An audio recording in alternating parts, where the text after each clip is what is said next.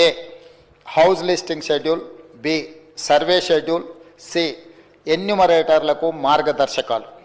సర్వేలో సేకరించిన సమాచార రకాలు.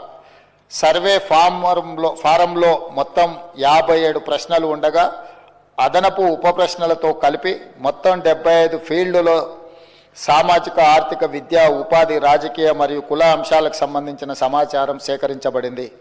సర్వే విధానం మరియు ప్రణాళిక. రాష్ట్రంలోని ప్రతి జిల్లాను 150 కుటుంబాలతో కూడిన ఎన్యూమరేషన్ బ్లాక్గా అదే విభజించబడింది.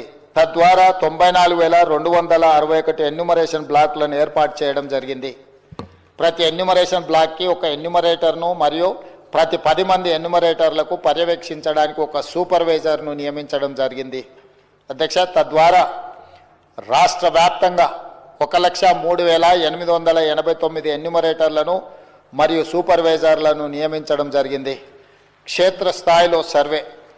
సామాజిక, ఆర్థిక, ఉపాధి, విద్య, రాజకీయ మరియు కుల సర్వే 2024 నవంబర్ 6న హౌస్ లిస్టింగ్తో ప్రారంభమైంది.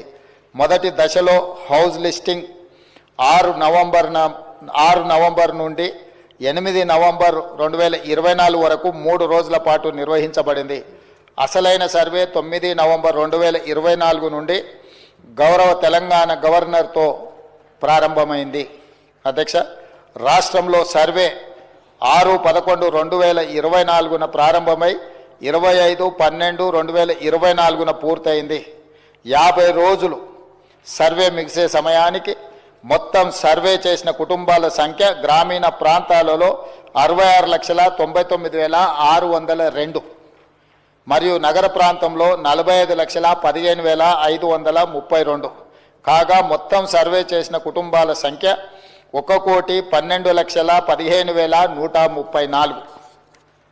హౌస్ లిస్టింగ్ చేసిన మొత్తం 1,15,71,457 కుటుంబాలకు గాను 1,12,15,134గా ఉంది.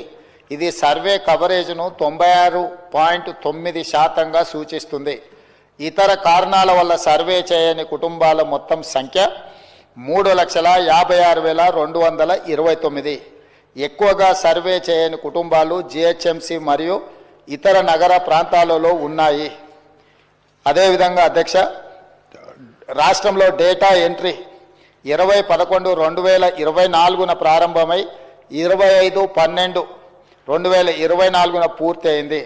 డేటా ఎంట్రీ పూర్తి చేయడానికి మొత్తం 36 రోజుల సమయం పట్టింది.